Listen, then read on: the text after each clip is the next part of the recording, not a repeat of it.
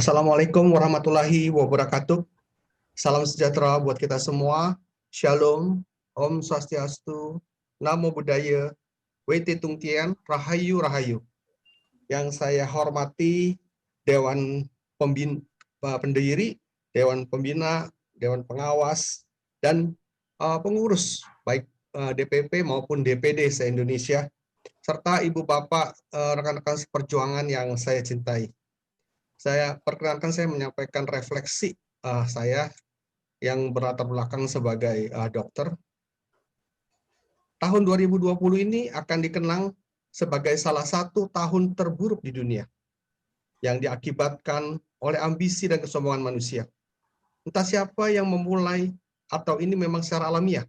Sampai sekarang belum diketahui asal muasal yang sebenarnya. Namun, bila ini disebabkan oleh rekayasa segelintir manusia yang tidak bertanggung jawab atas negara tertentu, tentu mereka akan mendapatkan balasan yang setimpal. Karena mereka sudah membuat banyak orang, bahkan korban jiwa yang sedemikian besar. Indonesia tidak luput dari pandemi ini. Sejak Maret tahun 2020, yang membuat negara ini mengalami kemerosotan ekonomi yang cukup dalam, sehingga banyak perusahaan yang harus mengurangi karyawan, bahkan menutup perusahaan, sehingga angka pengangguran meningkat tajam. Selain ekonomi, dampak kemanusiaan juga sangat besar. Jumlah yang meninggal dunia mencapai lebih dari 2.200 jiwa di Indonesia saja. Dan jumlah kasus di Indonesia lebih dari 720.000, di mana diantaranya terdapat nyawa ratusan tenaga kesehatan yang berjibaku melawan pandemi COVID ini di garda depan dengan segala keterbatasannya. Terutama dengan minimnya alat pelindung diri. Korban dari masyarakat terjadi karena keterbatasan fasilitas dan tenaga pelayanan kesehatan. Kasus yang terus meningkat sampai akhir tahun ini adalah akibat dari ketidakpatuhan masyarakat dalam menjalani protokol kesehatan dan akibat kebijakan pemerintah, baik pusat maupun daerah, yang tidak konsisten dan tegas dalam menetapkan PSBB, sehingga pencegahan dan mitigasi pandemi ini tidak terkendali. Yang sangat disayangkan, pada saat rakyat sedang menderita seperti ini, ada beberapa pihak yang justru berusaha mengail di air keruh. Dengan segala daya upaya, mereka mempengaruhi masyarakat untuk tidak mematuhi petunjuk dan peraturan dari pemerintah, membuat kerumunan dengan demo-demo dan pengumpulan massa, sehingga terjadilah klaster-klaster COVID yang baru. Sayangnya yang berusaha mengail ini adalah mantan-mantan pejabat yang pernah berkuasa dan memegang jabatan di pemerintahan, yang seharusnya mereka pada saat ini justru harus membantu pemerintah sebagai negarawan, tapi malah beraksi dan rela mengorbankan rakyat demi ambisi politik mereka untuk mengejar kekuasaan dengan menghalalkan segala cara. Belum lagi keterlibatan negara asing yang mempunyai kepentingan ekonomi, yang selama kepemimpinan Presiden Jokowi terancam dengan aset-asetnya, yang selama ini telah banyak mengeruk sumber daya alam Indonesia, bekerja sama dengan pengkhianat-pengkhianat bangsa, yang hanya berpikir untuk kepentingan pribadinya, memperkaya diri sendiri, tanpa memikirkan kepentingan rakyat. Merongrong pemerintah dengan upayanya untuk mengganti dasar dan ideologi negara. Dengan ideologi yang dibungkus dengan agama, rakyat diiming-iming dengan janji palsu. Padahal kita semua bisa melihat negara-negara yang berhasil mereka ubah ideologinya sekarang menjadi hancur dan rakyatnya menderita. Hanya pemimpin mereka yang menikmati di atas penderitaan rakyat. Dan terbukti bahwa semua janjinya palsu. Namun yang sangat disayangkan, banyak justru kaum intelektual yang berpendidikan yang justru mendukung dan terlibat bersama mereka. Sungguh mereka sudah kehilangan akal dan nalar. Kasihan agama yang dipakai sebagai alat untuk mencari keuntungan pribadi atau kelompok. Merekalah sesungguhnya yang patut disebut sebagai penista agama, yang merendahkan harkat dari agama itu sendiri.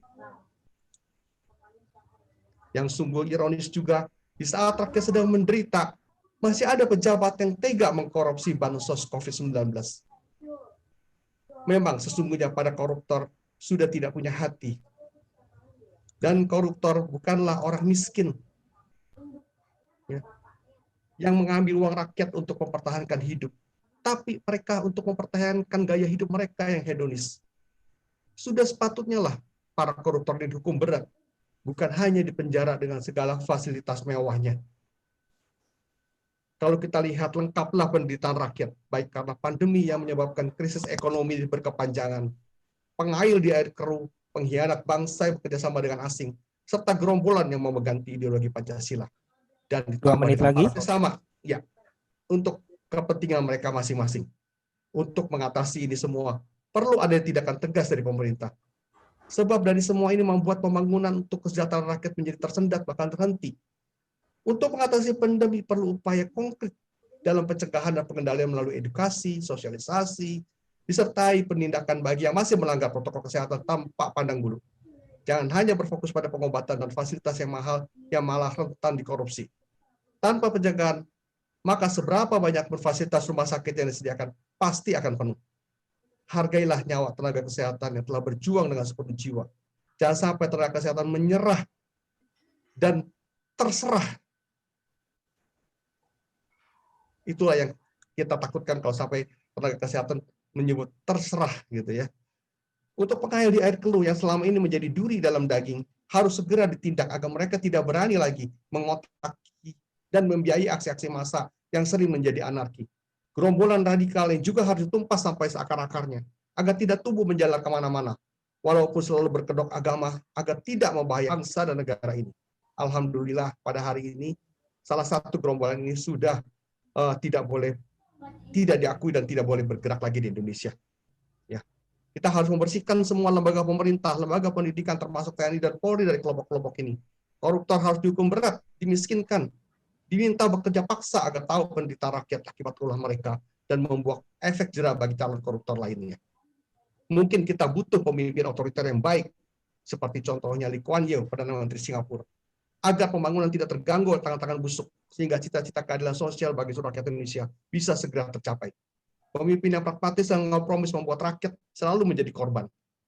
Penguatan ideologi merupakan suatu hal yang kita harus lakukan, yaitu dengan cara membumikan nilai-nilai Pancasila agar benar-benar dapat dirasakan oleh seluruh rakyat.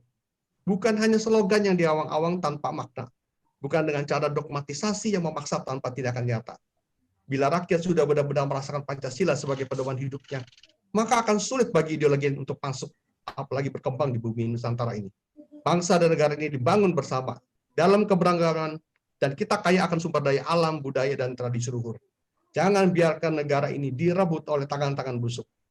Jangan biarkan ini hancur akibat ambisi dan keserakahan orang-orang yang mengaku Indonesia, tapi tidak lebih dari pengkhianat bangsa yang tega mengorbankan rakyat untuk kepentingan pribadi dan kelompoknya. Waktu habis. Mari kita bersatu padu membangun bangsa dan negara kita cinta ini untuk masa depan anak cucu kita. Masa depan yang lebih baik, yang kita selama ini menjadi silent majority, sudah waktunya bergerak. Jangan diam, sebab kalau kita diam, mereka akan menang dan NKRI akan hancur. Pesan Presiden Soekarno, perjuanganku lebih mudah karena melawan penjajah. Namun perjuangan kalian akan lebih sulit karena melawan bangsa sendiri, dan ini sudah terbukti. Salam Pancasila, merdeka.